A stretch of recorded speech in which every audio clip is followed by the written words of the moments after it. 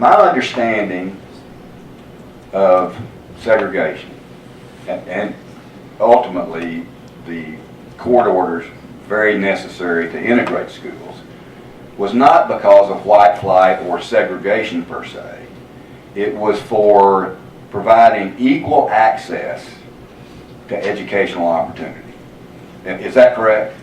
You go ahead, you're asking me. You're asking me if that was the whole purpose? Now I'm asking, yes, primarily, was that not the purpose? And the other 4 cases that came together and became known as Brown v. Gordy? It was about a lack of access to equal opportunity. Yes, ma'am. For education. Yes, ma'am. And unless you are here today to tell me that if we have open inter-district choice, that we too will have equal access. That's what I'm telling you. That's exactly what I'm telling you. There's no way for you to guarantee that, Lou, because you are not in all 75 counties of this state. It may be your intent. Yes, ma'am. And my intent is to make sure that every child has access. That means going to school where there are equal resources, not just from the state, but from the community. And it's that community piece that is troubling to me. Yes, I understand. But right now, African American kids are being disproportionately underserved just because of that. They don't have choice. They're trapped in situations where they're being underserved and there's nothing else they can do. They can get on the East End waiting list. And they can also go to Parkview. They can also go to Central. No, they can't. Because, I'm sorry to interrupt. Well, let me say this. Just like they're waiting to get to East End, they're waiting to get into those schools as well. Absolutely. And you know, there are empty seats sitting all across magnet schools in Little Rock because of the 50-50 ratio requirement for a black child to be sitting next to a white child. But and that's just so upside down to me. But we're not just talking about the Little Rock school system. No, ma'am, I know. We're talking about school districts across 75 counties. Absolutely. I think Little Rock can do a better job with that as well, having been president of the Little Rock School Board. However, this is more than about Little Rock or any of the school districts in Pulaski. I couldn't agree more. And I'm looking at districts across this state that have limited resources, do not have the wealth of a Little Rock or North Little Rock or even Pulaski County. And so my concern still remains as we look at the totality of the districts in the 75 counties, that we not resegregate to the point that not only are opportunities given to only those who end up in certain school districts, and those who don't end up not getting anything. And I do think that that is a problem, and I don't think you can assure me that that's not going to happen, because I've lived in this state just about as long as you have. Yes, ma'am. Thank you. Thank you. Ms. Armstrong, you're recognized. Yes, Mr. Gordy. Yes, sir. I also was president of the Little Rock School Board. Yes, sir. And I know that we probably have plenty of schools here with problems. But what created those problems in your view?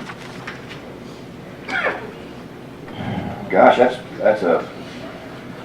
If I knew the answer to that, Well, some of it was lack of funding, lack of parental guidance, and all of that. And the charter schools is on a different playing field from the public schools because they can require the parents to participate in the child's functions and education at school, whereas you can get rid of them and send them back to the public school.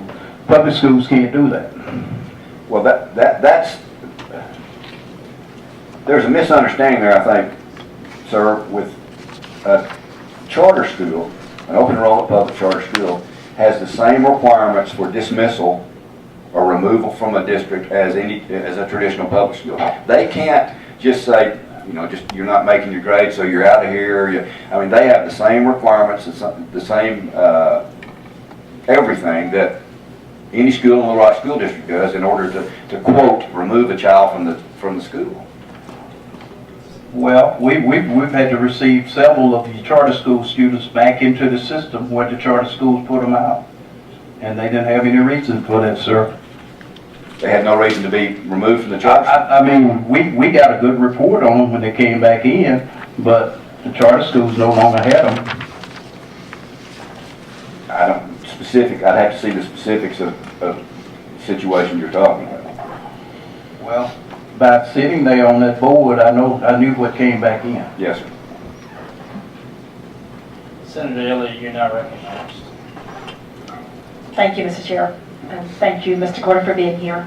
I think maybe perhaps two questions. I want to be sure that you are not inferring in your comments that your belief that every child should have a high quality, best education, blah, blah, blah, that the rest of us don't believe the same thing. Oh, absolutely not. There is no disagreement over that. No, ma'am. And we can agree that we might have different avenues for getting Sure. there.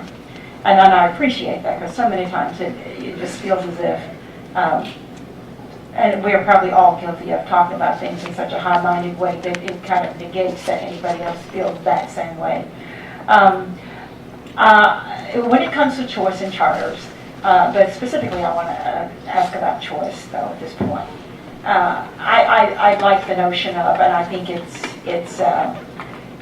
hard, it touches my heart. It is important and empowering as a parent to talk about choice. It's something that's just open for you to do whatever you want to do, and you ask us to think about it that way.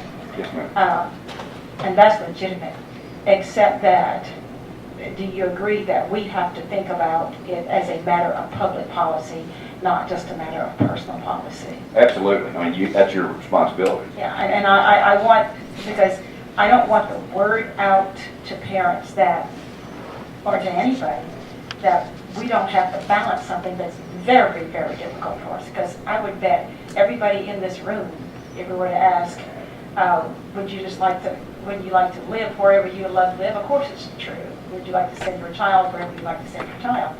And in a world that did not have the historic baggage that we have, and a world that did not have the baggage we have even presently that's not historic, I could go for that 100%. But the notion of abdicating that public responsibility is something that is difficult for us to think about doing. And so I wonder if you could give us thoughts on, since we have to operate in balance, not just emotion, of what we could do to make sure all of us are working toward all of our schools being a school of choice. And specifically, would you talk a little bit about if I live in a particular town and my town is not doing well at all, and anybody there would assume that probably a school that's in that town is not doing as well as the town maybe 5 or 6 miles down the road where it's flourishing. What do you think we need to be thinking about beyond just what happens in the classroom? Let's just say we get that down. What needs to happen with that town to make that town a place people want to live and send their children to school? What are your thoughts about attacking it from that angle? I couldn't agree with you more. And it's not just charters are not the answer. They're not the silver bullet. I think they're one of the components of the answer. I think choice is one of the components of the answer.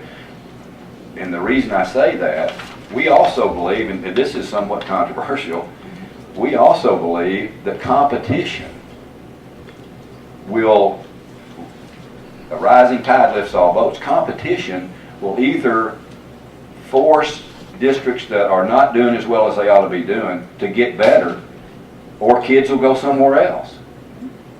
Now, my big concern, and this is personal as well as philosophical for me. My big concern is when you have a bureaucracy that sometimes is more interested in the status quo than they are in what's best for kids. And I'm not saying everybody's regardless of what you read in the Arkansas Times, I'm not saying that. But we need to make decisions, every decision we made, your decision, just like you're talking about, and what's best for kids. And I said it when I was chairman of the state board. If we did that, if we made every decision based on what's in the best interest of children, you know something? We do the right thing most of the time. But you know how often that happens? Sometimes not a lot.